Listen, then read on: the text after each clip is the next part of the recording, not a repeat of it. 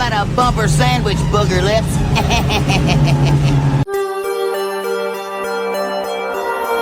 One thing about living in Santa Carla I never could stomach. All the damn vampires. Shut up! We're gonna get not another piece. When there's no more room in hell, the dead will walk here. I don't know what the hell's in there, but it's weird and pissed off, whatever it is. Jason's alive. He killed my friend, now he's coming for me. Look at me, Damien. It's all for you. Bastards! Why are you torturing me like this? Why? Well, I'll tell you, nobody handles garbage better than we do. Hello, everyone. Welcome to Give Me Back My Horror Movies. I'm your Scream Queen, Anna. We are continuing our search for Charlie, and I've got my buddy Pete here with me tonight. Pete, how you doing? Drugs are bad and Kay. We have a weird trip for y'all tonight. Bad. And you know, they say whenever you take a trip, you got to have like a fun, good buddy to take along with you. So Pete and I brought that person for us tonight. So, We have Erin herself from Manic Movie Monday. Welcome back to the show, my friend. Oh my God. Thank you so much for having me. You know what I'm really excited about is to talk about the great humanitarian and friend of women that is William Hurt. yeah, I really, yeah. I've heard so many wonderful So many good things about that. about, fella. females, just Really- regarding Mr. William Hurt. So He's I'm a very excited. beloved, Yeah. acting partner. And it was so hard to do. Yeah, that's yes, that trash stick. But I'm so excited to talk about this movie because I knew nothing about it, and the fact that you guys invited me to come on, I'm just super honored. I'm always honored to be here, but this is so cool. So thank you. Yeah. Hell yeah. We knew we were covering something 80s. We were covering something horror-esque. We were covering something weird. And we said we got to bring Erin on. And to our surprise, you had not seen it. Pete, also a first-time watch. Yep. We are covering 1980s altered states. You'd think this would be a Pete pick. This was an Anna pick. Yeah. I know, right? This is probably the weirdest thing I've ever Is picked. it weird? Other Pete than like, must have picked it. Nope. not this week. Yeah, not this week. Yeah, I was like, we were talking about weird things, and Pete and I were kind of talking on the side about some stuff, and Pete's like, I want to cover some weird, and I was like, hold my beer, like we've got to get this on here. Charlie's not here, and this is not a Charlie movie, so No. let's do something weird that Right. he would be so pissed off.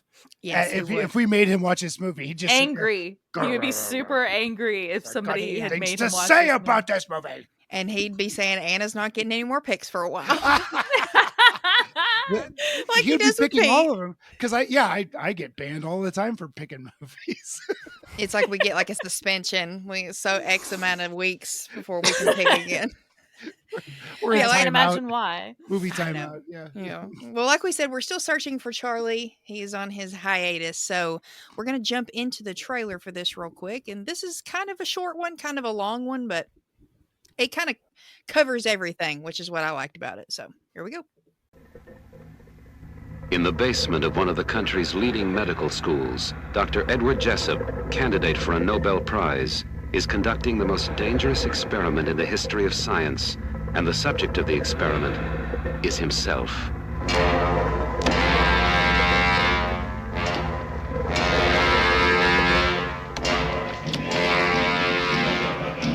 Ask him what kind of an experience I can expect.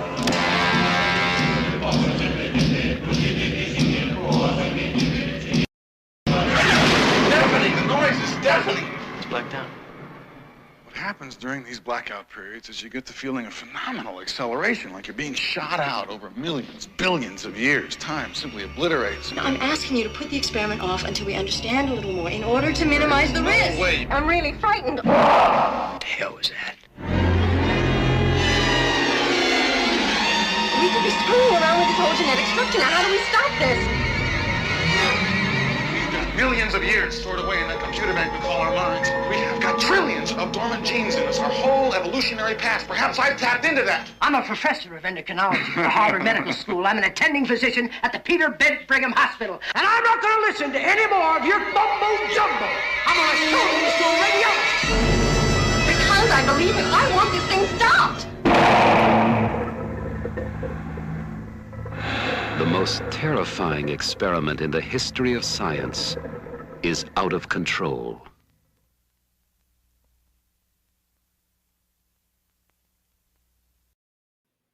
Indeed it is. I like that trailer voice guy. Hey, real quick, so is William Hurt a shit human in real life? Oh, dude, he's trash dick. Oh, no, because he's like... No way. Yeah, so here's the thing. So, yeah, he's what Hillary and I call trash dick, which is a guy who looks really good on paper. Like, he's like a super intelligent, intellectual, tall, handsome, talented, well-spoken guy, but then his inner system, like his soul, is just trash. So he's trash dick. He apparently, in addition to sexually assaulting one of his girlfriends, also was physically and emotionally abusive to Marlee Matlin, the deaf actress. Oh my goodness. I had no idea about any He's of the this. worst human ever. Rest in peace, buddy. Man. But yeah, he died. Yeah. Yeah. Damn. This said, like, one of the trivia bits was, this is William Hurt's first movie. Yes. The fuck is William Hurt? I genuinely had no idea who this cat was. So Really? Yeah, I had no idea. Oh man, here's the thing. That's what really kills me is that he's a fucking amazing actor, dude, because he's in The Big Chill. He's in this. He was in he was in Children of a Lesser God. He's in a really good movie that's like, I don't even know if it's A streaming History or of whatever. Violence. History of Violence, but he's also in this movie called The Doctor, which is really fucking good. It's where he plays like a real arrogant piece of shit doctor who gets throat cancer and ends up having to go and experience what it's like to be a patient in the hospital that he works at. Like, so like insurance and how you get, how they get treated, how patients get treated. And so, that's yeah. Okay. Good shit. Oh yeah, great to find. But no, absolutely horrible human being. Yeah. Damn, that's kind of like a blow to the gut there, I because know. all I can think in this movie is, my God, he is beautiful, right? And then yes. then you find out that it's his feature film debut. It is. By the looks of this and the acting in this movie, you'd think he's been doing it for years. He's seasoned. Like, So good. It's incredible. But before we jump too far into it, let's talk about our histories a little bit. Erin, we'll start with you. You said it's a first time watch, but you knew some about it. So tell us. Yeah. So when I was about 12 or 13 years old, I read Drew Barrymore's autobiography, which is called Little Girl Lost. And I've probably truly just read it like 20 times when I was a kid. Oh, yeah. Because it's a page turner. But it really is. And one of the things she talks about in the book is being in Altered States, and that Altered States is the very first movie that she was ever in. 3 seconds. Yeah, I know. She's like, hello, daddy. Yeah. Like, She's super. Wait, rewind that. Super little, super tiny. But she described Ken Russell as an avuncular Santa Claus. And I don't remember what I ate last night for dinner, but I remember that line from that book from when I was 12, you know, it's like, he described an avuncular Santa Claus. Yeah. So she said that working with him was wonderful. Working with everybody was wonderful, you know, just, and so I knew nothing about this at all. And then when I looked it up on Wikipedia, I was like, oh my God, I've lost far too many brain cells to be able to understand this. You know, I was like, I was like, oh, this is a smart movie. I don't know if I can do this. I don't know if I'm really advanced enough for this. But no, I watched it and I loved it so much. And it actually struck up a conversation between me and my mother where I texted her and was like, did you do hallucinogens back in the day? And she was like, no, I used to babysit. I worked at the free clinic back in the day. And I was the acid and angel dust babysitter. So she would actually, her job was to take care of people who were tripping and make sure that they did not jump off a building, that they Needed didn't a try safe to place to come down, kind kill of thing. themselves. or somebody else. Yeah. So she always, right. So she never wanted to do anything like that because of her experience. And then Fair. I was a big old speed addict in my 20s. Like I make no bones about that. Anyone who's ever listened to our show knows Hillary and I are drug addicts recovering of varying degrees. And same, sister. I'm right there with you. Yeah. But with you. But back, so I was never like I want to take this and talk to my dead dad and vomit a rainbow. And, that was never, it was more like, I want to take this and feel pretty and thin. I want to feel so powerful that nobody can say anything about me. So I was more like, I was an upper gal, right? So but I dated a lot of people, my partner Slink included, who were hallucinogen guys and had tried all of those things and done all the things, right? And if you've ever done it, you can't describe it to somebody. You could just like, well, the way he put it was that mushrooms are like diet acid. Because so that's as far as I went. I was always too scared to get too out of control, so I never did acid. The first time I ever did mushrooms, I was at Bonnaroo, and it was when Paul McCartney headlined. Whoa! And I never thought I would ever get to see a Beatle in concert. And Tom Petty also played that year, so it was like a double banger, dude. Tom Petty, dude, it was so. I took mushrooms for the first time watching the Paul McCartney set at Bonnaroo. And that's awesome. My friends I was there with didn't really care anything about seeing him, so we thought the mushrooms weren't going to work. And well, by God, all of a sudden the lights started like, I don't know, just like getting halos and everything. It was like everything was breathing. And then you're in this crowd of like 300,000 people. No joke. And everyone is singing Hey Jude together. Oh, that's beautiful. I've always called it a religious experience because that's probably the closest thing I've ever had, other than probably giving birth. But, something like that was like insane. I'll never forget it. But yeah, that's as far as I ever went because I was too scared to get that far and not be in control somewhat. And then the thought of taking something and then never coming back from it. I think that was the thought that I always had, with the fear that I always had was that. But like my brother did acid, my clearly my partner did it, probably every person that I've dated has done acid. My mom told me stories. My mom was 17 in 1969. Like, that's all I got to say. Like, she loved her speed too. She's told me stories, So yeah, I've heard stories from everybody in my life about experiencing some sort of drug or another. But no, totally. I love this movie. Loved it. And I had to rent it. Like I had to pay like my $3.99 on Prime or whatever. I know, I'm sorry. Oh no, it's totally fine. There for a while it was streaming. But it was worth it. I was like, this is cool. This is the third Ken Russell movie I've seen. So now I'm up to 3. Okay, nice. Very nice. So, yeah, he did Lair of the White Worm, Pete. Yeah, he did Lair of the White Worm.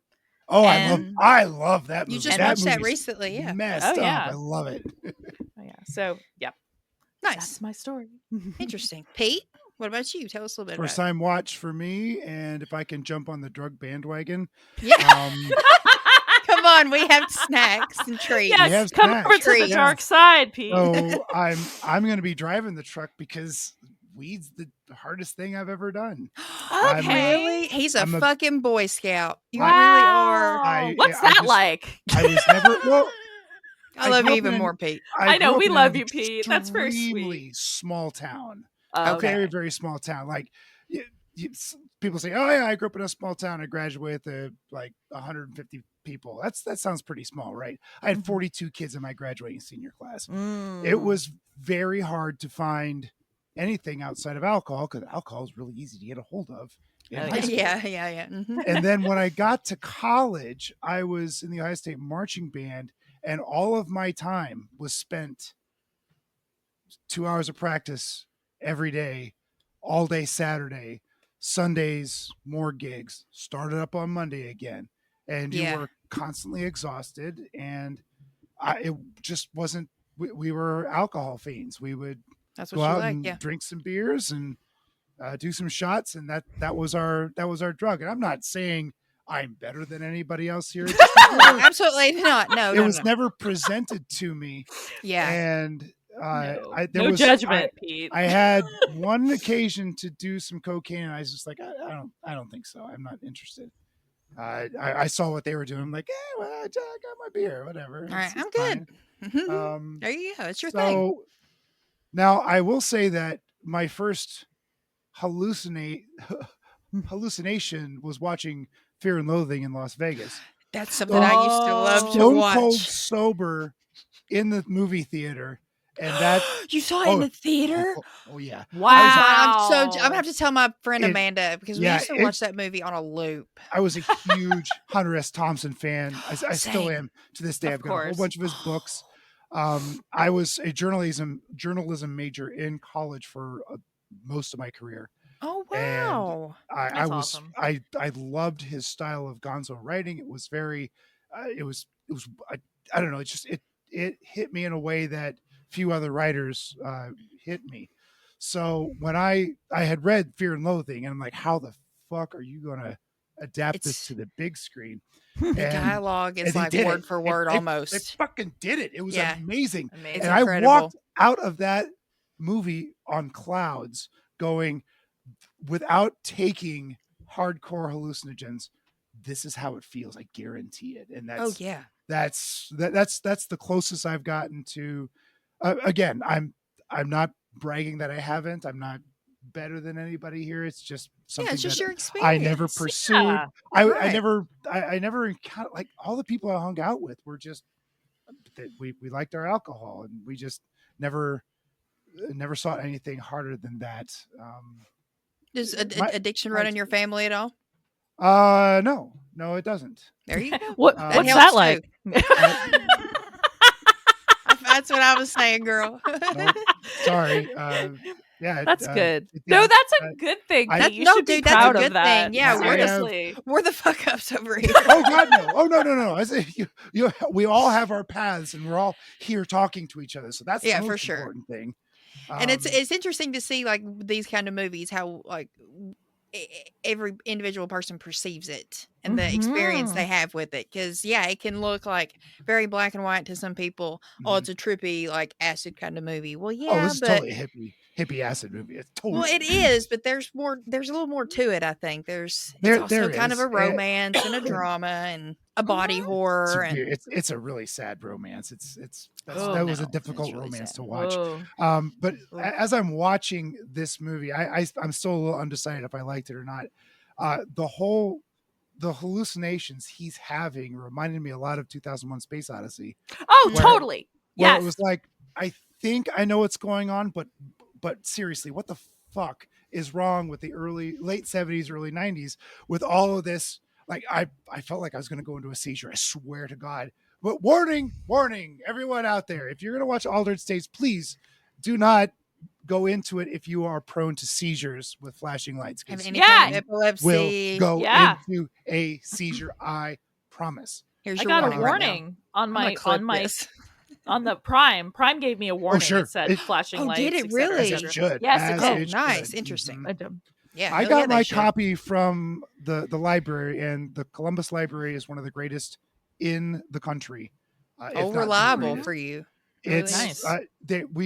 Our Columbus Library system shares with all the other libraries in the entire state. So wow.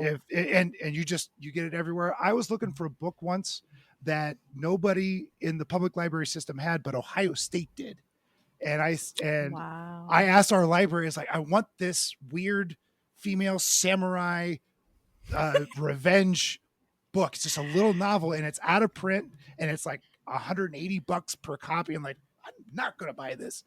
So I walked up, and said, here's the ISBN, here's the author, here's the name of the book. And they went, we don't have it, but Ohio State does. Give us a couple of weeks. And sure as shit, it showed up on my shelf. Incredible. Yeah. Amazing. So it's really I feel, I know Charlie gives me a lot of shit for doing getting stuff at the library, but I also feel incredibly privileged to have such a wonderful Yeah, you've got a good one. system. It's You really do. good. Anyway, the copy I got was very old. It felt like a VHS transfer. Oh, So it's Wow, not a okay. real crisp Blu-ray that I think would benefit this movie, Oh, but it it also does, yeah. felt like I grabbed it off the shelf at a Video Connection in Ottawa, Ohio, for all you Yeah. Northwestern Ohio people. That gives you a whole other feel too to yeah, go along yeah. with So it. Yeah. it felt good. I would like to see this again in a really crisp manner. I think it would add a little bit to the experience. It benefits because I feel like the trips and the imagery really benefit from that crisp. That the hell scene was a little rough. Like it was real grainy. And I was like, part of me was like, that's kind of how you would see a dream if you were experiencing this dream. And maybe that's how you see a hallucination. I haven't experienced one in kind of a semi haze. It's not real crystal clear. And maybe that's the way to watch this movie, where it's not quite perfect, if you know what I mean. Right. Yeah. It has that feel to it. It benefits from that. Not every Yeah. not every old movie does. You know what I mean? No.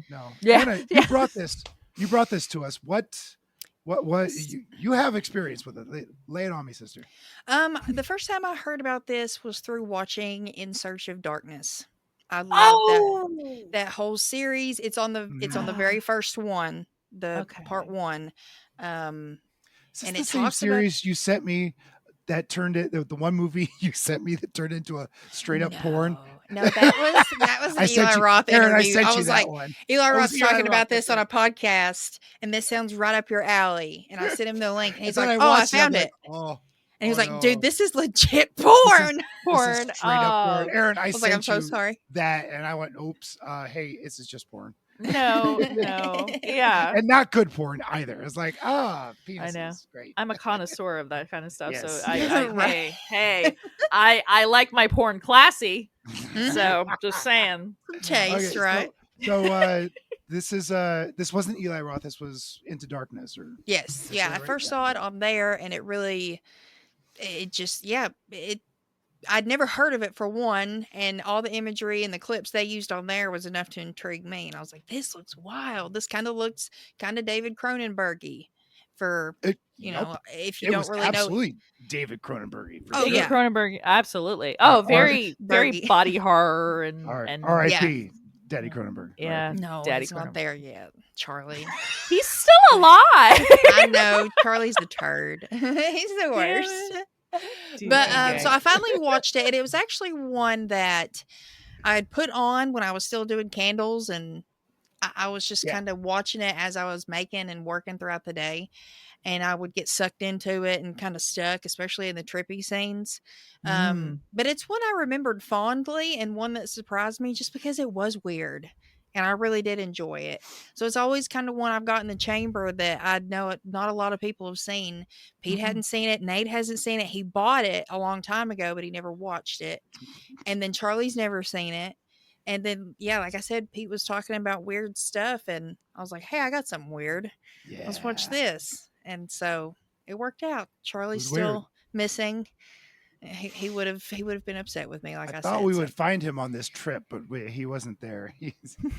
Yeah, we're stopping off and taking like a weekend in the desert to get our mind right. Right. And then we're gonna We took a continue our trip to journey. Southern America to check out some hardcore peyote. Yes, our Native American ancestors are going to speak to us and send us on the correct way. They're going to say, "Charlie is here. Bring him back to the show." We'll find him. So yes, that's how we ended up here this week.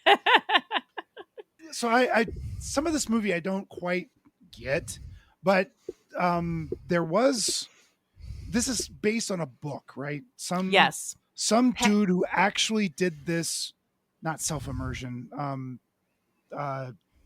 What's it called? Sensory deprivation. Sensory deprivation tank. Yes. Sensory. We'll get there. Yeah. So he was, and I think I saw, like, I watched something on YouTube about altered states, and the author came on, and now that guy, I believe, was in the tank because he's got this beautiful scraggly beard, and he looks like something out of a Cheech and Chong movie. He just, Yeah, I but watched a few he things too. spoke like the most tenured professor of philosophy you've ever listened to. It was really well spoken, and I think all these folks were. Erin, I'm with you a little bit. Like, they were rapid fire dialogue talking about. Okay, so I like it. I like a lot. Yeah. So it's rapid fire. They're experimenting with both drugs and self-deprecation. Woo! Right? Sensory deprivation. Thank you. Yeah.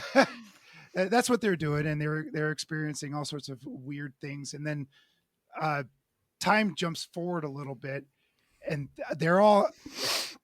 I think the first thing that made me go, I've been in this situation before, where they're all at this bar and they're all chatting and they're all they're doing some Goodwill Hunting bullshit, right? They're talking to each other and the most highbrow bullshit garbage that means nothing to anyone. You're not solving the world's problems. You're not building a house. You're just like, you gotta get into yourself, man. And all, but in the most scientific way that I've ever been around.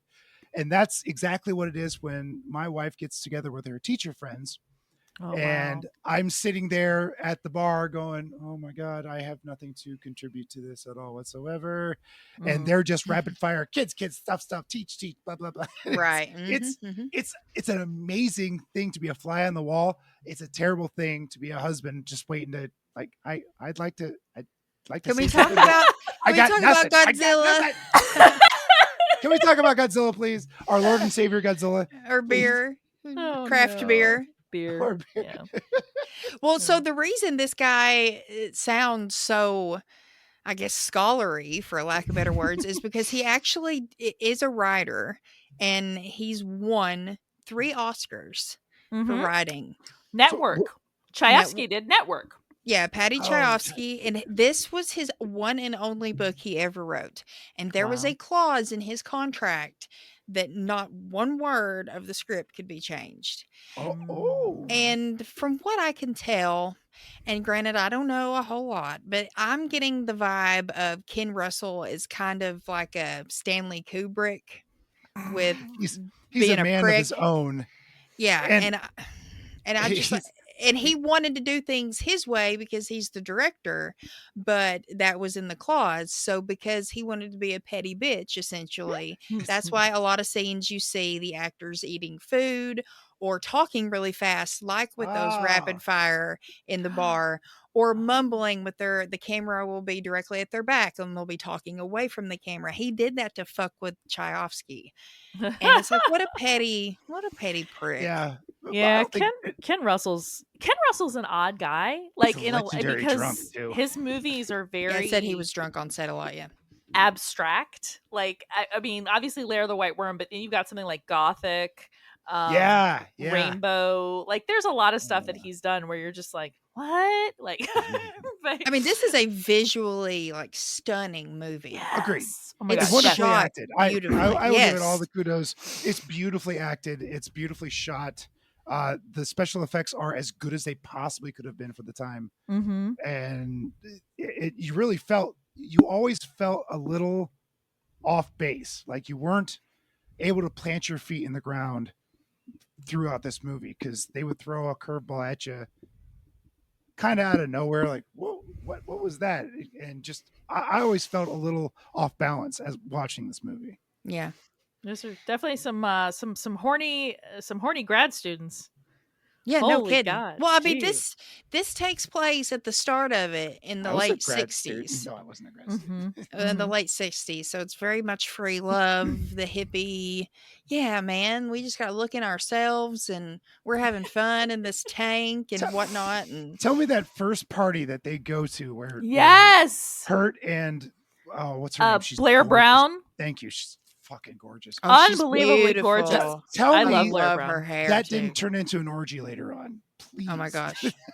Yeah. And yeah. I was like, he is so forward, and he, you can really tell in that scene too. Like after they meet at the little kind of workers, meet along in the house they're at, and they're kind of hitting it off there. So then they take it out and they're walking around where they live, and you can tell he's getting turned on by telling her all this information, because then he stops and like dead in their tracks and gets right in front of her, and he's like, why don't we take this, no, he goes, I would really like to take this back I to would your really place. like to take you home. Like Yeah. he's like, I would really like, and it's like, oh shit, okay. And And she's like, I only got a couch, right? He's handsome, and he don't care. He's like, Yeah. I'm coming. You just Get let it me wet, know let's when go. you're ready to go, and we'll be there. And then the next scene, they are. Oh my gosh, they're Mhm. having sex, and he's talking about. She goes, "What are you thinking about?" And he goes, "Jesus and crucifixions." Yeah, I know. And the thing is, I don't know why that. I swear to God, I was like, nothing kills a boner faster than Jesus and crucifixions. Like, but apparently, for him, it's the opposite. Exactly. And then they take a break, and he spills all this childhood trauma on her. Oh Lord! And then they end up there's finishing. your warning. Like, warning, warning. Oh yeah, no, he's there's your first red walking- flag. Yeah, he's a walking red flag. Like he's gorgeous, but like that doesn't matter because he seems like he definitely has a screw loose, but she is fascinated by his intellectualism, and she's fascinated by the fact that he's doing these things that she's not doing. And I mean, yeah, man, academia, because my mom was a professor and my piece of shit stepdad was also a professor. And so that circle of people and the way they talk and the way they interact and the things they get off on, it's like, like, Right. Yeah. it's its own thing. Right. Mm-hmm. But, yeah, he like, there's a great line in this movie, which is you'd sell your soul to find the great truth, you know? And he It's like, would. He totally would. It's insane.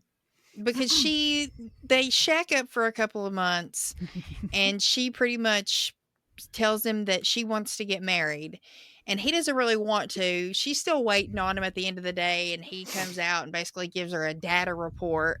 And I love that she's playing like the pouty shit, because I was like, that's some woman stuff right there. Because I can say it because I've done it, and I'll still Of course, absolutely. Oh, come Nothing on. wants me to marry you more than you pouting at me. And he recognizes it, but I think he also too at this stage realizes that, damn, he's got a very niche kind of career and goal that he's going towards, and not everyone is going to be okay with that or willing to follow him along on this endeavor. And she is more than willing to the point where she wants to actually get married. So he's like, okay, well.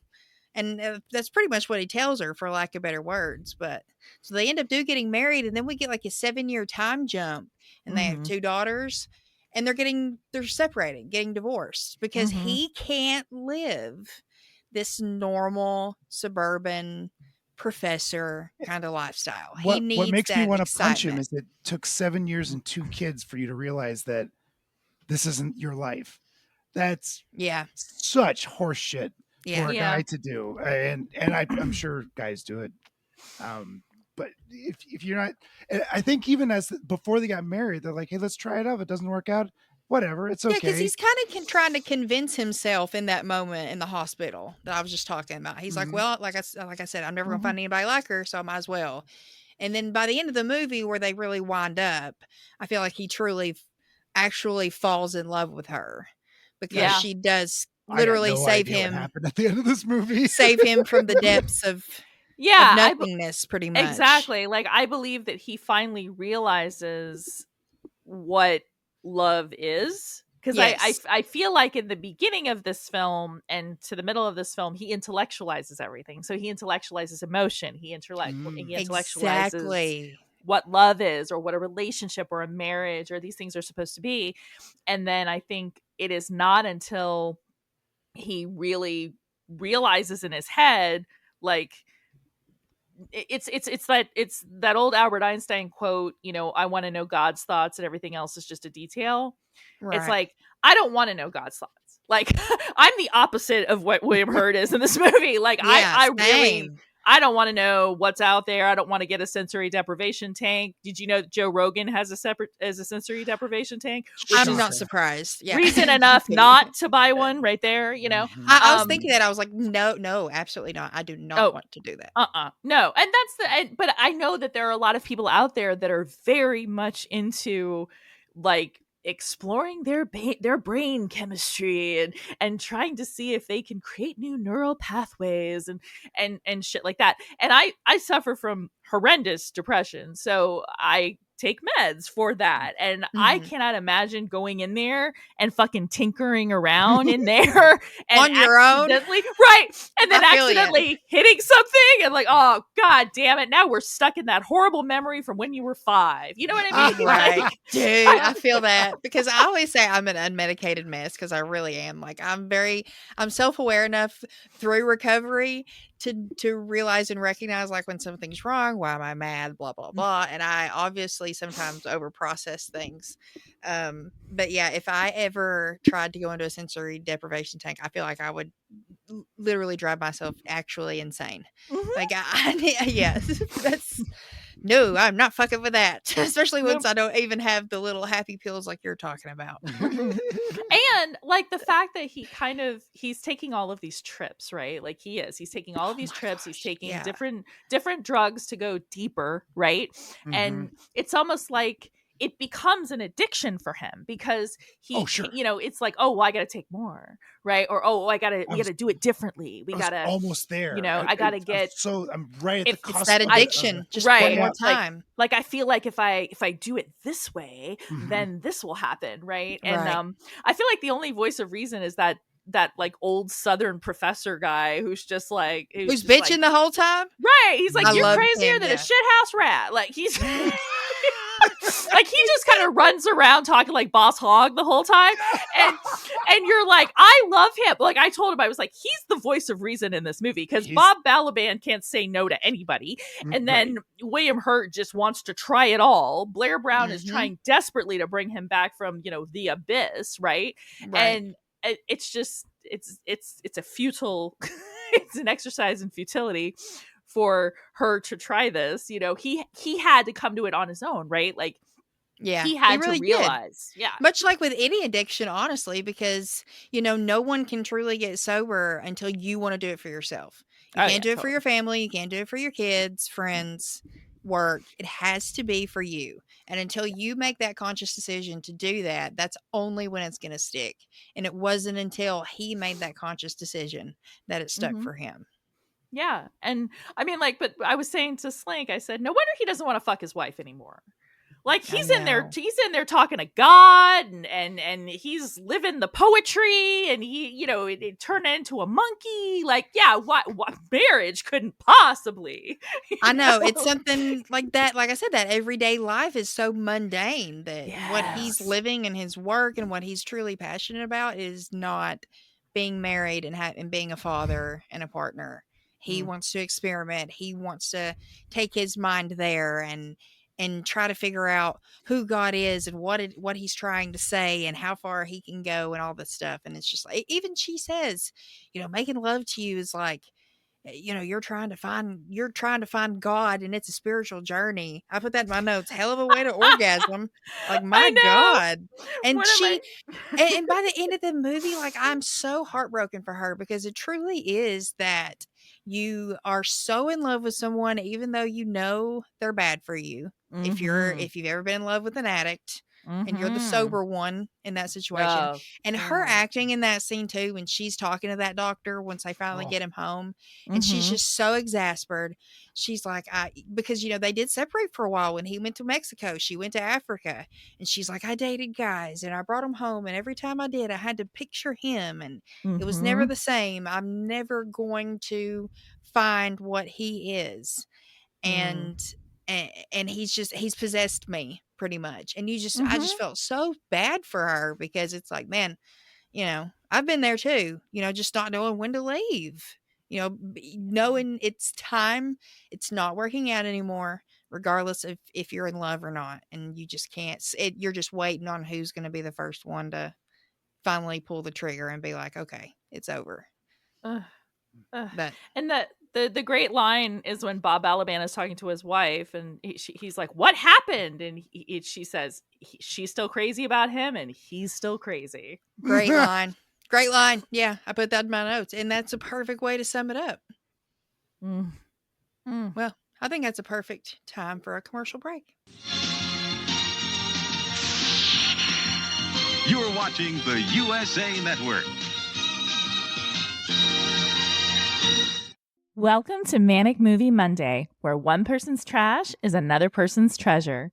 Here we celebrate the trash, the treasure, and everything in between. You know, when women get stressed, we take a bath. There's a lot to unpack with this movie. Spoiler alert, prison is not like reform schoolgirls, and I really wish somebody would have told me. We're catfishing serial killers. We're just trying on clothes without tags and seeing what fits.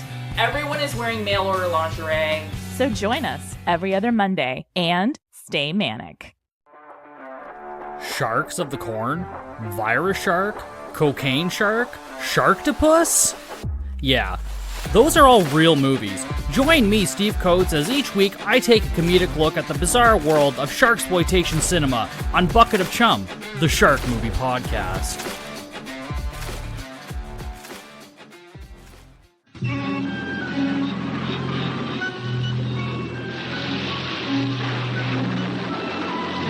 Just when you thought you were safe, the terror continues with another chilly tale tonight on USA Network's Saturday Nightmares. So this movie was like, what, an hour and 40 minutes, I think? Yep. Give take, yep. My biggest problem with this whole movie, especially after watching it a second time, is the fucking gorilla. Oh, okay, thank you. Oh my God. Okay, good. Because me and Slink were like, we could have done completely without that Geico caveman, weird, tearing things apart, getting into the zoo. Like I said, if we could have cut out, killed a goat, and then called her from jail, which is very, and she's like, yeah, sure, I'll come get you. I'm like, and I told Slink, I said, if you ever fucking took a hallucinogen and you called me from jail and you said you were naked running around a zoo and you had eaten a goat, I would tell you need to call somebody else. Don't be calling me. You're sitting there at least. No. At least I stay in the drunk tank. Your arraignment. Yeah. So no, I could have done with that. Like we could have cut that whole 10 minutes or whatever that was out of it, and on forever. It was like 10 minutes. Not necessarily amount of time. I liked the outfit. Was that William Hurt in that outfit? I don't know. I didn't see anything about it in trivia. I didn't see anything in trivia. There was a whole thing at the end of the trivia in IMDb that said when William Hurt makes his transformation to primate or whatever the fuck it is, that the makeup was done by da-da-da-da, and but I don't know if that's what they're talking about. Was it Savini that did it? It wasn't Savini that did it, was it? No, it was right. Originally it was Dykstra, and then Dykstra got let go, and and then it was somebody else. Now I'll say, okay, the monkey. We could have done without that, but I really loved all that Cronenberg body horror when when you're in the tank. I guess your head is blowing up or warping a little bit. That was okay, but when his arm starts changing right in front of you as the bones crack and start not poking out of the skin, but it goes American Werewolf real quick. Totally. Yes, Yeah, I thought that too. The shower scene where he looks down and his feet are ape feet. Mm-hmm. Like that was really cool. Ooh, yeah, that was gross. And then it pans back up and he's normal, beautiful William Hurt. Mm-hmm. Yeah. Speaking of tall drinks of water, did you guys notice who the X-ray tech was? No. It's John Larroquette. What? It's baby Larroquette. No way. Uh-huh. Now I Yep. gotta put it back Because in. his voice is very distinct. like I you missed know, it. right? And so when I heard, my head was down, and I heard the voice, and I went no, and I looked up, and I was like, oh, it's Baby Lowercat, because he was young, really, really, really young. Baby Cat, yeah, Baby that, Cat. That would have been, yeah, that would have been really young for him. Mhm, I mean, But- early 20s, but also a tall man. Mm-hmm. And was she? I mean, you're tall. I'm only 5'7". Slink is 6'5", 6'6". Oh so, my god, he's like two yeah. of you. Yeah, I know. You're like, yeah. He's two of you. You're like, yeah, I know. But I got really mad. Now, did anyone get mad during the Native American ceremony dream sequence when he killed the monitor? I got really upset when he killed the monitor. That looked like a because real dead snake or Yeah. a lizard. Yeah, That looked like I was somebody very actually sad. killed. Yeah, Because my buddy Capers has a monitor named Grim, who he like takes everywhere, like takes to Petco Aw. and stuff like that. So when I saw that, I was like, oh, did he kill that monitor? And then it turns out, according to Wikipedia, Yeah. that the monitor apparently is highly revered in the Native American culture. And so the fact that he got, crazy and killed, they were very mad. they were pissed off about that. Yeah, they were visibly pissed. They still gave him mushrooms though. Yeah, they still were like, gave him here's something to samples. take Here, home. get the fuck out.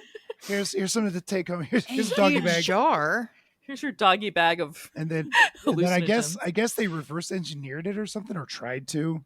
I didn't quite. Yes. Because you only had so much, right? There's not like you have a finite supply of these mushrooms, so they tried to synthesize it.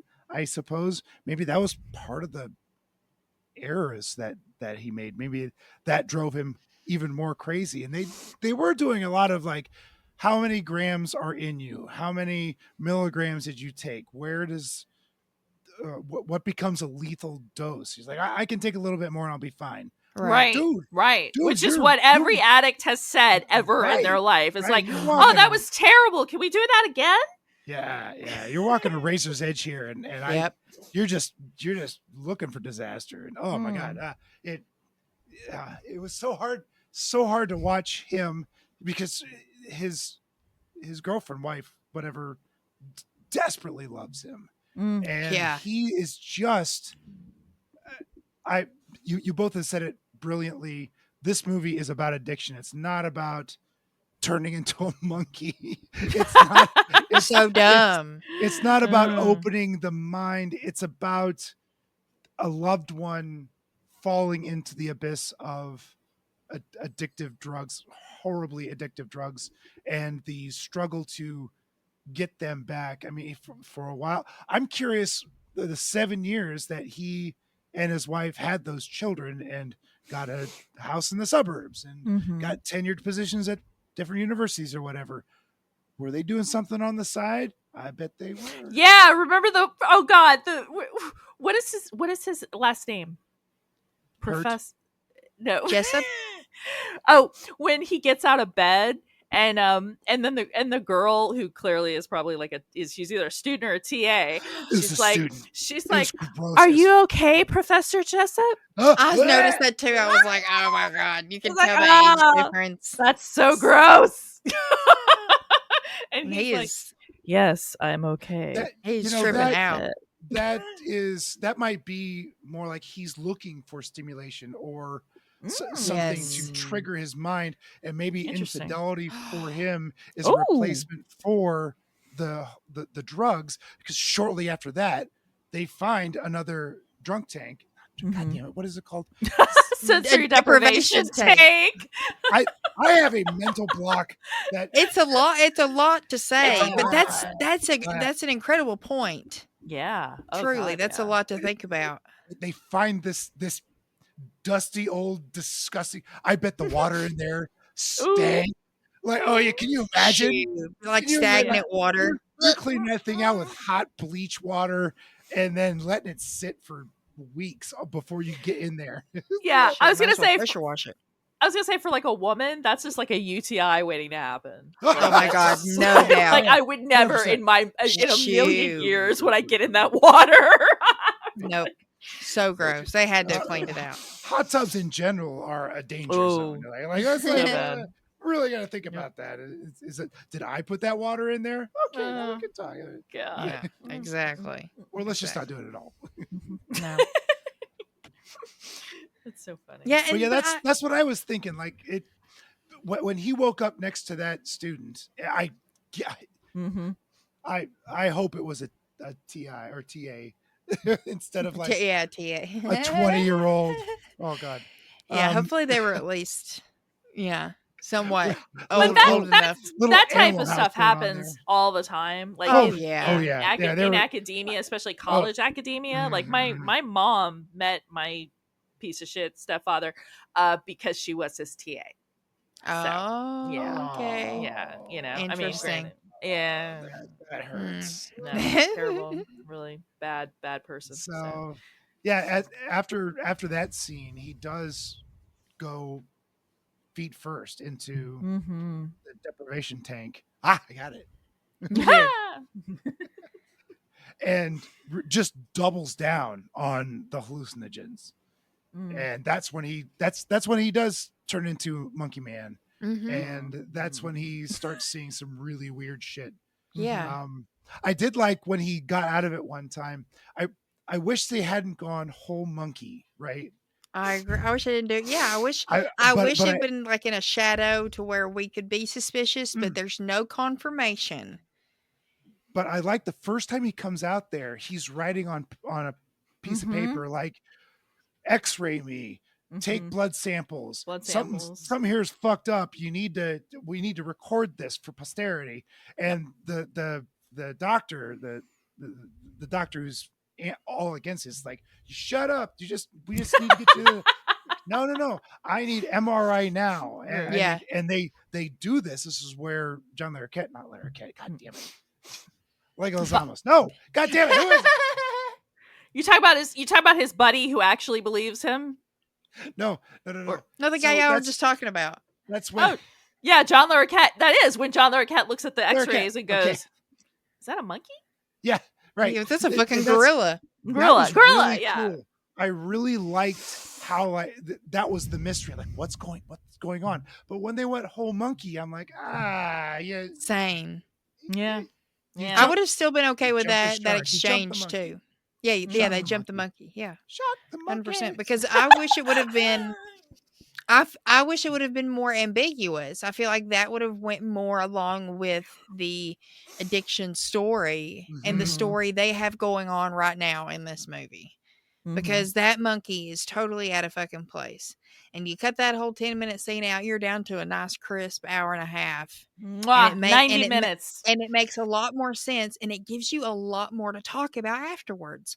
Is he really experiencing this? Is this something that he's really going through? Or is it a figment of his imagination and the hallucinations he's having and trauma he's got suppressed? Murray. Murph. Yeah, there's a lot. Murphy. I like what I would like to have seen is instead of going whole monkey, like we've got this X-ray scene going on. So like, what is this? An ape? And then he goes back in the tank, and off camera he gets out of the tank because it like right away you see the monkey. Right, and the guards are chasing him around. All that. Yeah, bullshit. you see his fingers first, like open. Right, right. So show me some fingers and show me some extra hair on him or something like that. But he gets out of the tank, and then you get sounds, and you get silhouettes, and you get a dead goat, and then he shows that still up. Works. The dead goat. We're still not seeing the monkey man, right? Right. You see a shadowy figure grab a goat and then crunch, smash, gobble, nibble, chew sort of thing. And then he ends up in the drunk tank covered in blood, right? Yeah. The goat's blood. At that point, you're going, did he change into a monkey man or was he naked Dr. Hurt running around doing all this as high as a kite. Exactly. Exactly. I like that better than turning into a monkey. Yeah, Same. me too. It makes more Me too. sense. It Mhm. makes more sense, and then it you're makes the story questioning, flow like, better. yeah, Yeah, you're it- questioning him because regardless of the monkey scene or not, he is still a fucking unreliable narrator.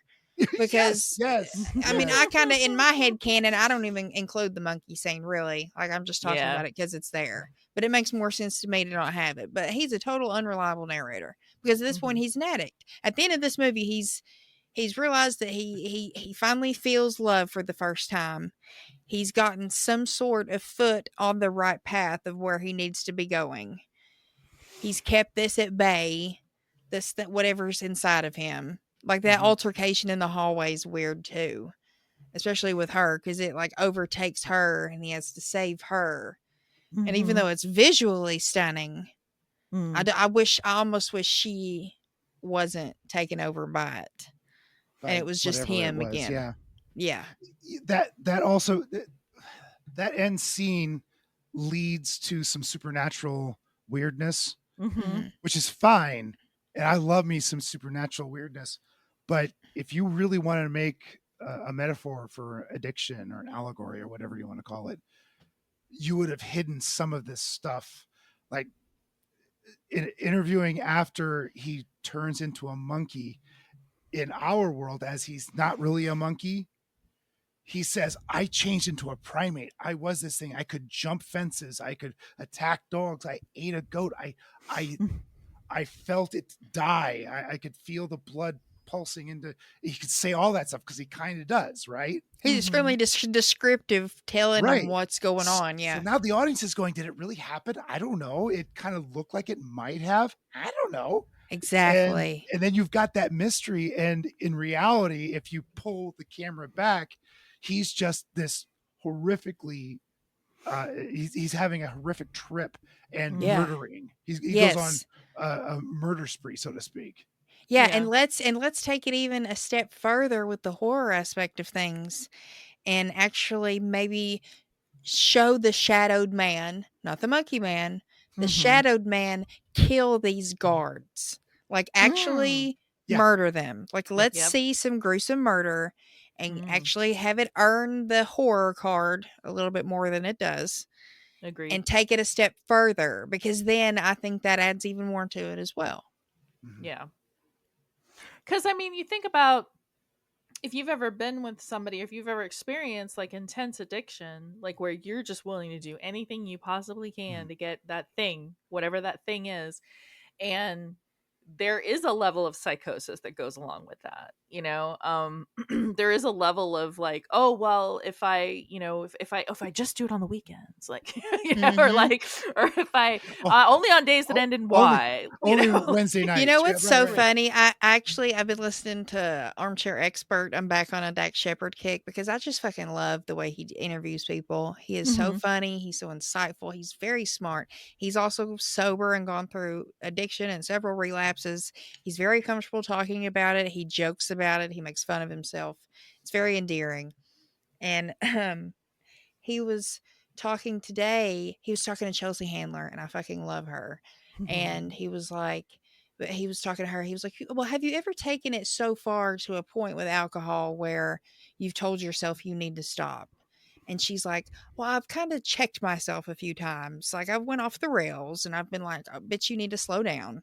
But I've always been, I've always been able to like dial it back and not have it take over my life and control me. And even Dax, someone who's sober, he's a huge advocate for weed regardless. But then he also says, he goes, oh, I say all the time that everyone who can do it should be doing all the drugs they're able to. If you can do them and not have a problem, do them. And I was like, oh my gosh, he's cracking me up right now. But I mean, he's got a point. Like, you know, it's some people are affected by this stuff way more than other people. And, you know, you can sit 10 people in a room and there's going to be a plethora of drugs on a table. And I don't think all 10 are going to try any of them. But there's going to be a few that might try every one of them. There's going to be a ratio, you know, so it's a very interesting kind of psychological and social experiment. And it doesn't in have a to way. be drugs. It can be sex. It can be driving Gambling. fast cars. Yes. Gambling is a great example. It's Shopping. essentially addiction's like driving a Hoarding. car with no brakes. Like, yeah. You're just like, but whose brakes fail occasionally. Mm-hmm. Because if they always failed, we wouldn't do it, you know. But it's like you're driving the car and you're like, is this what's gonna happen? Is it gonna happen? Is it gonna happen? Is it gonna happen? You know? And it's exciting. Like, is today the day we crash? Am I gonna stop? Is this or am it? I Yeah. not? Mm-hmm. No, I made it! Yay!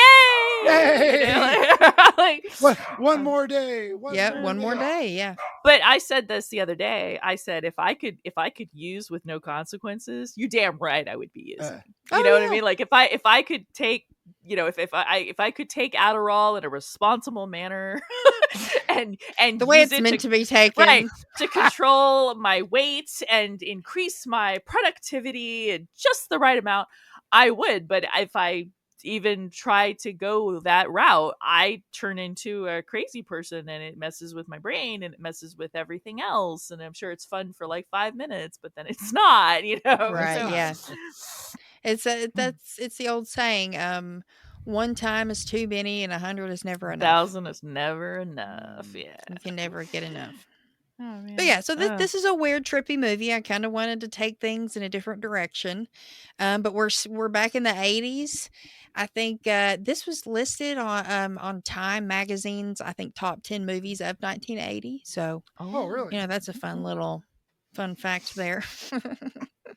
But this is definitely not a movie for everyone, to say the least. To say the least, it comes from a time when there's a lot of experimental films coming out. Like people were trying a lot of stuff, and there wasn't CG to make it easy. So I can't imagine how hard this movie was to make. Yes. The editing alone was all those hallucinogenic scenes. I was watching those like, man, that goat with 12 eyes or whatever, and the whole Dante's Inferno thing, and like these are sets. I think. And now the Dante's Inferno scenes jumping into the pool or something. Yeah, I'm sorry. No, I'm sorry for interrupting. Yeah. The Dante's Inferno scenes were actually from the 1930 something Dante's Inferno. It was actually scenes from that movie. From that movie. No, they pulled. Okay, I didn't realize that. Woo! Yeah, I bet they colored it up real good. Yeah, because on the Blu-ray version that I watched, you could actually see the people. Like it was pretty well outlined. They were blurry, but I could see them moving and stuff like that. Yeah. It was almost like a Bakshi cartoon where it was rotoscoped, but I'm sure it wasn't. It was probably just color enhancements of some sort. Yeah, just brightened them up and changed some colors and made them pretty. But the editing is just main. It's just main. Yeah. Yeah, I was thinking that too. It's beautiful. And we talk shit about the Monkey Man. I think that was beautiful makeup. Regardless, it still is. It's a pretty good Monkey Man. Gorgeous. I'll give you that. Nice. Yeah. And I loved every last bit of the bone crunching. Shit is growing in weird directions. Man. Oh yeah, like at the end, like he turns into like when you were kind of like at that near end, you know, not quite 100%, but like where you can see him on the video screen, it goes full basket case. Yeah, like, he's he flat out looks like Belial, original primitive self, pretty much. Oh yeah, God, he's just like a blob. Yeah, just we gotta cover that one hand just out. Like, yeah, it's basket case 2 where Belial gets laid. And then basket case 3 where he has all like the babies and stuff. I haven't seen 3. Oh shit. Yeah, even with the editing too, especially at the end in that scene where he's trying to control it and we're going back and forth in the hallway. I guess they had to tape several scenes, and his arms were super bruised by the ends of all of them because he was actually smashing his arm up against the wall. He was back and forth. Yeah, those edits were great, and especially the switching from forms, I guess you could say, until he finally locks back God, in. I was don't like, know damn, how those they- cuts are great. Yeah, like I don't quite know how they did it because it lined up really nicely. It's wonderful, wonderfully edited, always hit wonderfully this spot shot. every single time or something. The sound's great, especially at the end Oh. when shit's going down in the sensory deprivation tank. Like, I had to turn my TV down. Well, I think on that note, we can go ahead and get started on the things. And the things are a little interesting this week.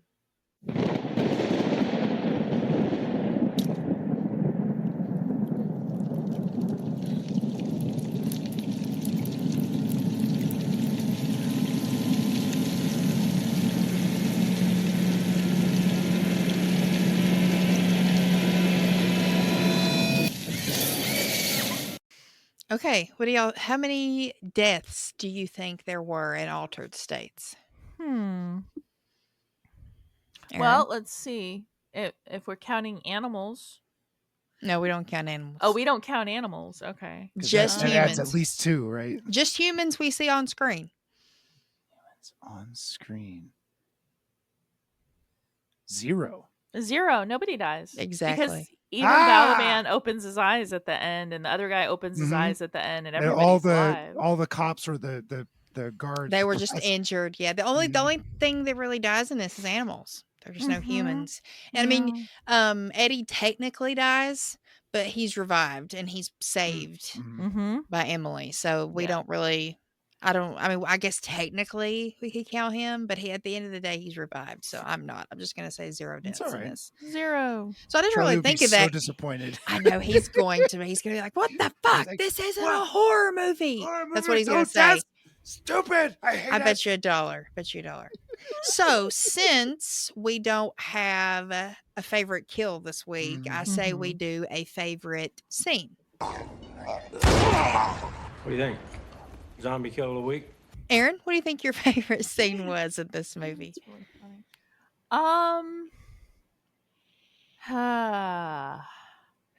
Damn. That's tough.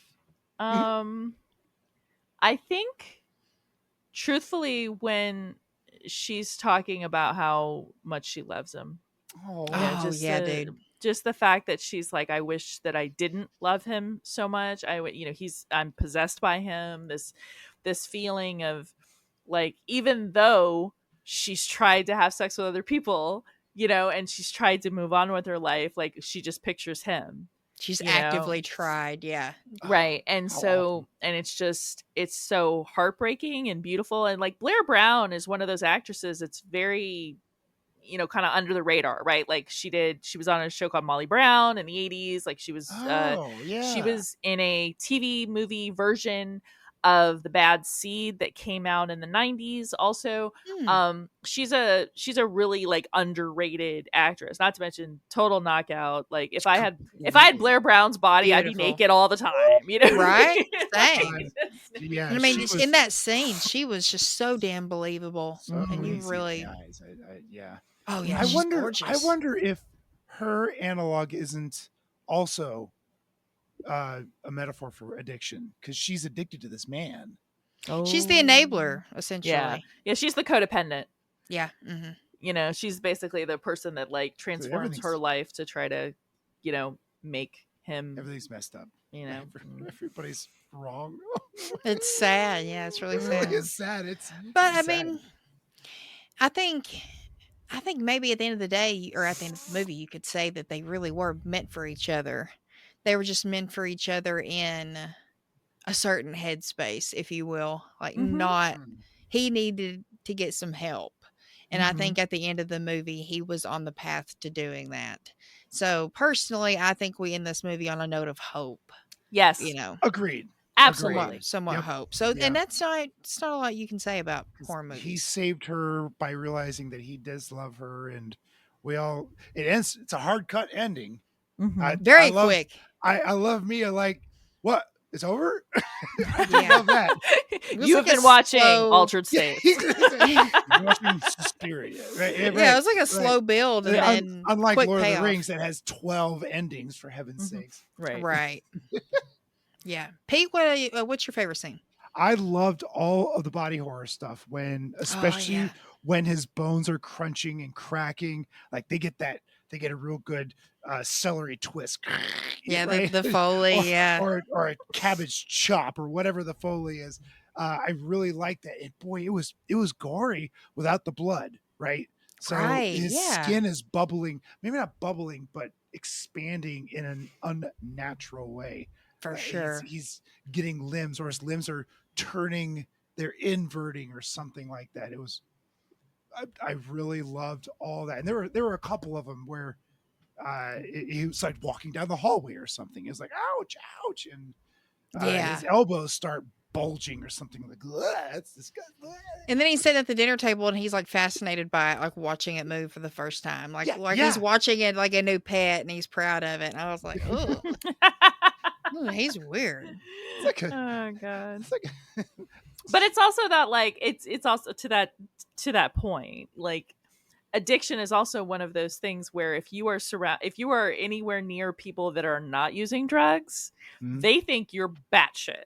Right. Oh, because yeah. you're You're the coming up crazy with one. all these wonderful, lofty ideas and these great, theories about life and how you're so much more evolved than everyone else because Right. you're taking all of these mind expanding drugs and I'm experimenting. I'm and, like, fancy. and you tell people, you're like, well, you know what? Your life would be better if you took some ecstasy, like bullshit like that. And then you wonder why people don't want to hang out with you. Right. Like, so Yeah. Everybody feels weird around you. You're the odd duck out. Anna? Oh, I think my favorite scene's the end where everything's going down in the deprivation tank. Because especially once she like jumps through the glass and saves him, all that water is in there and it's swirling and she's like holding on, and especially the shot too of her, like you don't see her boobs or anything, you just can kind of tell she's naked. You see her shoulders and the wind's blowing her beautiful hair. I loved her hair in this. And she essentially saves him and she has her hands on his face and it's all static and then it finally comes back to normal. I kind of like that. I was like, oh, that's interesting. I see what they did there, because she truly did save him and bring him back to life. So, and I think that helped seal the deal with the ending the way it did a little better. Alrighty, let's rate this thing. Yeah. Guys, it's okay. He just wanted his machete back. So much joy. God Erin, bless you, Jason X. I know, it's my fave. It's so good. Our Erin, our Godzilla esteemed bless you. guest, we love you. What do you rate Altered States out of 10? Oh, out of 10? I'm going to give this an 8.5. I would Nice. say. I believe Hell the monkey scene kind of takes away a lot of it. Mhm. But, For sure. But in terms of Ken Russell movies that I actually related to, like Right there, I isn't was, it? Yep. because I was so excited to see Gothic. You have no idea, because I grew up seeing that poster, the one with the weird goblin, and it's like on the sort edge of of the bed or something. praying, Yeah. right, praying over the girls sleeping, and I was like, this movie's gonna rule. And then I watched it, and I was like, oh my god, This is not good. This is hard. This is a hard watch. But this movie, I think it hit all my addiction stuff. It hit all the hope stuff. It hit the stuff that I'd never done, that I still, even, now at 45, look back on and I'm like, I'm glad I didn't, Yeah. I could have taken it this far. I don't think that I regret not doing those, you know what I mean? So no, I would give it definitely an 8.5. Oh yeah, very nice. Pete, what about you, dear? I didn't really care for it. Okay. And I'm not sure why, but I will give it all the credit. The makeup's wonderful. The music is wonderful. The acting is wonderful. Cinematography, the shots, everything about this movie is wonderful. Maybe because I haven't experienced what they're experiencing, is I can't relate to it. That's totally fair. Yeah. I also I like 2001: A Space Odyssey until the end. And all that flashing bullshit is like, the fuck is, stop that, stop it. So there's all that flashing stuff. Like, I don't know what's going on. I'm not smart enough to understand this. It's a beautiful movie. It's really well done. I'm going to give it my second favorite rating. I'm going to give it a 5. Okay. Because a 5 means that, hey, you're an adult. Watch it or don't. I will lean towards, I think you should watch it. But I'm not going to say, hey, run out and make this, top on your list. This is just watch it or don't. I think we've described it very well. And if this speaks to you, please go watch it. Yeah. But I didn't, it's not that I didn't like it. It didn't speak to me. So that's fair. That's totally fair. I think I'm going to give it the most fair rating I can. I'm going to give it a 5. Very nice. Very nice. Well, I'm going to echo Erin and give this an 8.5 as well. Nice. I like this one. Is it rewatchable? No, but I think it's one also a good. Yeah. Mm-hmm. Yeah, it's not rewatchable. It's one that I do recommend to people, and I'm really glad that we brought it to the show because I think it fits what the show's about. Yep. And Erin, just like we thought, you were the perfect guest for this. This was a wonderful conversation, and we brought a lot more to it than I thought we were going to. Honestly, I was kind of second guessing myself. I was like, "Damn, can we really stretch this out?" But it's one just like we did with Spider Baby. We ended up stretching that one out pretty good length, and it was wonderful. I love that movie so very much. It's good. It's good. Yes. So this was a blast. Erin, please tell our listeners where they can find you and what you ladies do on your show. Contrary to the commercial that we ran, we actually do air every Monday at midnight. So when you wake up Monday morning, you got a podcast to listen to. We are essentially a podcast that finds the gems in the garbage. We're very much about finding something to love about the movies that we choose. So we tend to choose movies that we actually respect. Right. We have a no list. We have a nobody's gonna like I said, if someone's like, can you find something you like in Megan is Missing or Serbian Film or fuck both those movies or Human Centipede? It's like, I'm good. Yeah, we don't need to go there. So there's a lot of movies we don't cover, but we have a tendency to, like I said, we find the positivity in films that a lot of people don't necessarily watch, like Jaws 3 or Death Spa or and then sometimes, because my co-host Hillary and I are both in recovery and we are both recovering addicts, we have a tendency to relate the movie to our own mental health struggles, our own addiction stuff, and it becomes this very personal but also very funny podcast. So yeah, man, check us out every Monday. And if you want to stalk us or follow us on Instagram, that's really the only place you can follow us. So yes, and by the time this comes out, today's Tuesday. Yesterday is the episode I was on for Zombie, the Lucio Fulci. Right. By the time this comes out, yes. So jealous. It'll be Zombie. Yeah, I can't wait to hear that. It was fun. We had fun. I love that movie. We had a great time. You've seen that, right, Pete? You know what? I'd have to go back and watch it to remember because it's what I don't remember if I've seen it or not.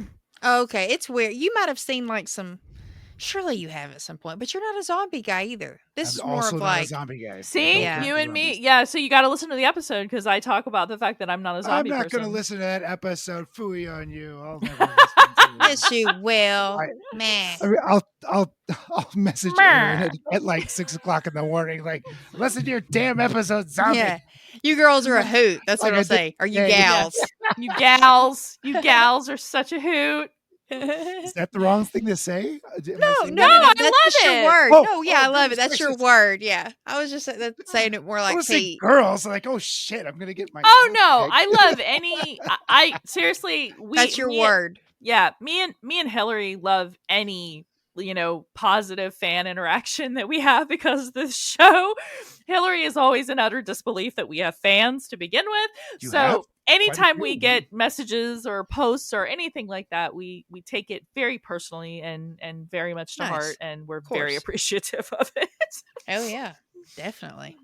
Well, over here, let's see. Next week, Pete, I'm going to tell you what we're covering. Are you? I I got finally a get to know I got a special secret message from Charlie. I think I have his location. What? So when I How? get done, He's in contact with you and not me? well, he Harumph. he remembered my number. I don't know. Maybe it's because Fair. You I got a don't know new why. phone. Yeah. It Yours might have forgot been in to. there first. Yeah. Yeah, mine's A, so it's at the top of the list. Maybe he didn't fully It's true. transfer all It's of his true. contacts. P's closer to the end. So, This guy. but yeah. So next week, the movie we are covering, it's an action movie.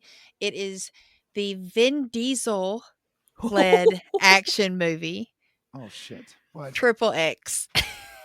Oh, wow. No Okay. idea. First time watch. I have no Yeah. idea. You've never seen it? Oh my god, I watched I've it never when I seen was it. a kid. This came out in the early 2000s. I don't remember liking it then, but I have never watched it again. Is so this I'm one of the very Riddick intrigued. movies, or is this some sort of a stupid car driving? No, movie? it's an action because I remember the Riddick movies. It's not. It's I like the it's Riddick like movies. it's the total standalone action film. It's that he own did. thing, just like an action movie kind of thing. When he was Right. trying to be the I guess Jason Statham.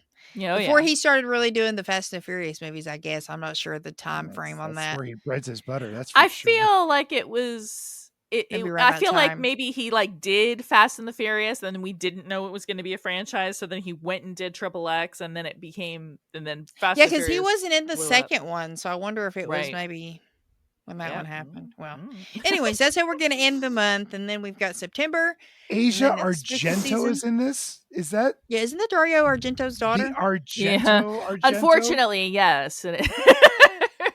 Yeah, that's she's in this. Yeah. She's a little bit problematic. Is she? Okay, I don't know nothing about it.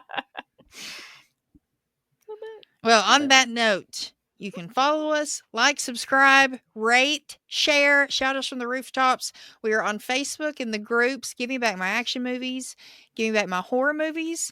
We are also on Instagram at those handles. You can also follow Pete and the gang at Good Beer Bad Movie Night, and you can follow me at Nerd at the Movies. I'm also over on the Baron's Hideout podcast. We are still on our hiatus, but you can still follow us and maybe scroll through some old episodes and some old posts. Same for us here. Catch up on Month of Action. Erin, thank you again so much for joining us. This was an absolute blast. And we will see y'all on the next one.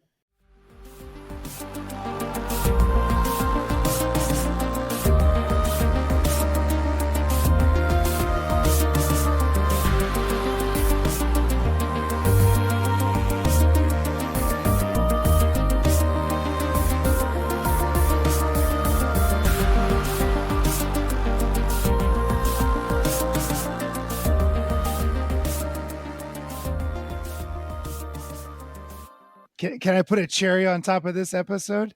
Yes. Sure. I saw Jaws 3D in theaters. Did in you? 3D.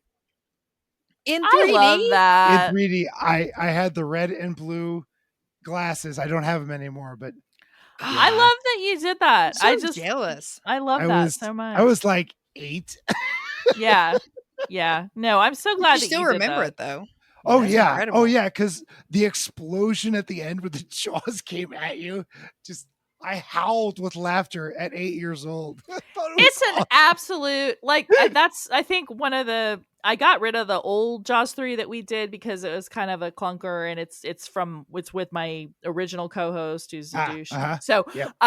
so I got rid of it and I'm probably gonna do it Relatable. again with the guys from Talking with the guys from Talking Back because they're big shark guys. And Okay. I because there's so much awesomeness about Jaws 3D, like just the fact that Dennis Quaid is quoted as saying, "I am high for every frame of that film." Frame. Like I love that. I love that I've never seen it. that the budget for the movie actually like factored in the cocaine. Cocaine. Like that's a thing. Like that's a fucking thing. I no, I love it. I can find something to love about Jaws 3. So Manimal's in it, right? oh wasn't that yeah, Manimal? Simon McCorkindale. Yeah, that's right. McCorkindale, that name. Who plays He's in something else. yeah, what else was he? So Manimal, Manimal's the only other that thing I and that's the remember. only thing I can think of. Yeah. I'm sure he's in. He was a handsome British guy, I suppose. He was in some horror movie too. Probably. Mhm.